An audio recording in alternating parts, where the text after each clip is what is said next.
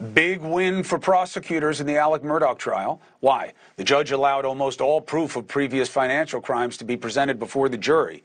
That matters. Why? Because that's the prosecution's into proving Murdaugh's motive for why he would kill his own wife and son. Now, does that ruling mean that Murdaugh may have to take the stand in his own defense? His option, of course. Let's discuss. Criminal trial attorney Sarah Azari, attorney Eric Bland, and criminal defense attorney Mark Garagos. Big Brother Bland was correct. He said, I think the prosecutor's going to let in all of this, and that seems to be exactly what happened. Impact on the trial, in your opinion, Counselor Bland? Yes, Chris, good evening, and good evening to Mark and Sarah. Yes, the judge today, it was like, Chris, when we were little kids in the Little League, when you're up 10 runs, the mercy rule, it's over. That's what it was for the defense today. They had a bad day today, Chris. They went up against Mark Tinsley, an attorney who's known as the Hitman. He's Luka Brodsky with the sarcasm of Lindsey Graham.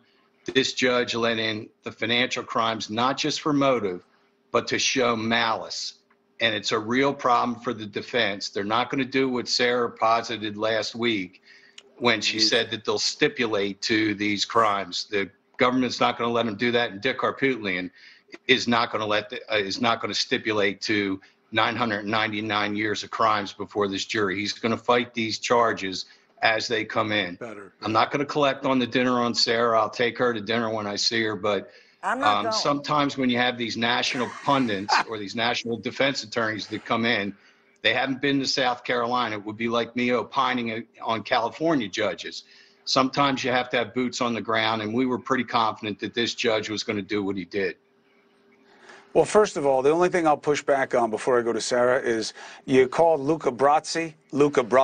You turned an Italian guy into a Jewish guy, which I'll take because I hate having the Italians maligned. But other than that, Sarah, let's pick up on, well, what this means. Okay, so Bland was right. The judge is letting it all in.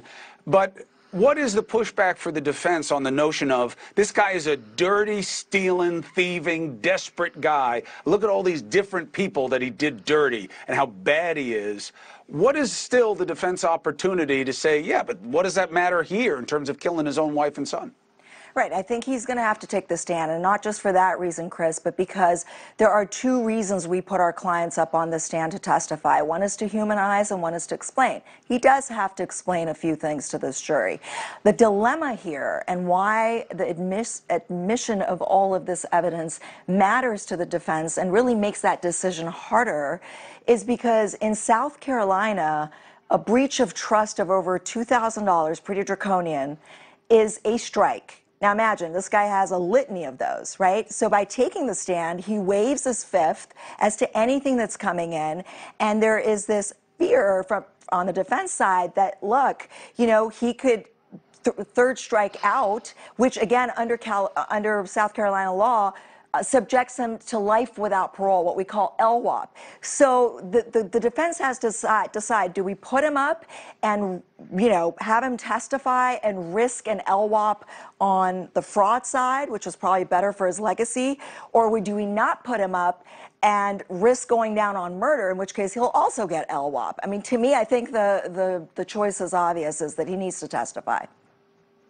What do you think, Mark?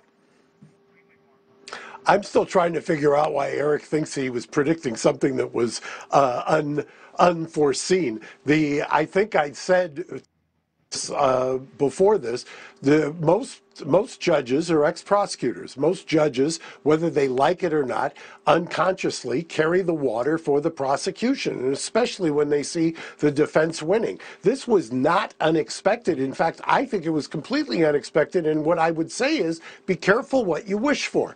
I gave the hypothetical today to a very good friend of mine, Drew Pinsky. Drew is an addiction specialist, and I showed him the tape of the testimony that was outside of the jury's presence of Murdaugh's friend, who talked about the confession about the stealing of the money. And I asked him, Well, you do tell me something, Drew. You've dealt with opioid addiction for over 30 years. You're probably the premier guy when it comes to knowing this area, this niche.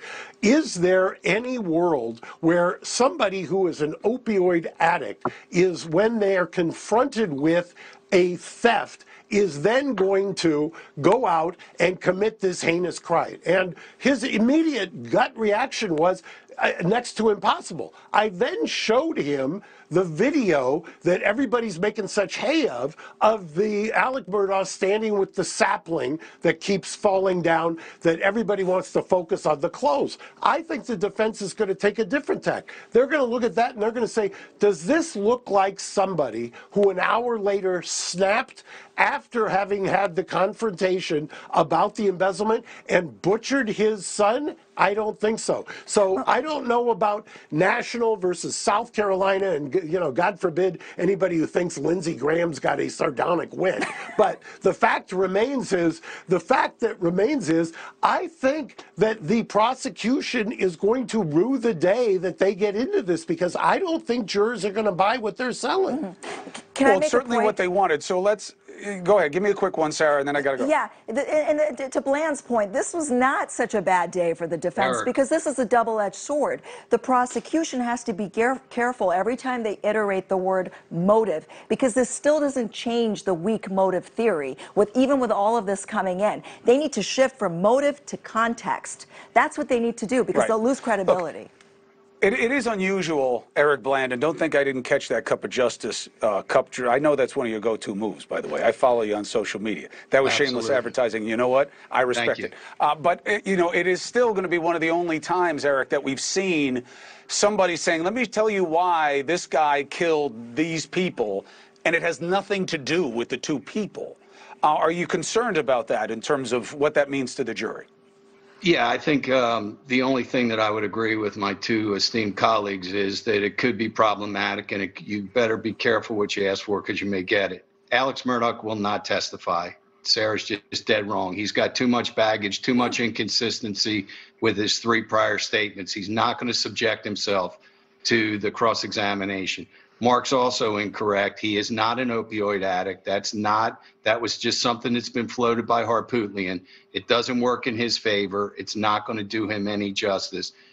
The problem with this case is it is a train that has left the station. Hey, Mr. Bland, where are you getting this information It's that he's already not been going to testify? I know you put percentages on things, but how do you know that Because I know what's going to happen. I've been involved in this case for 2 years, Sarah. You just got involved, okay?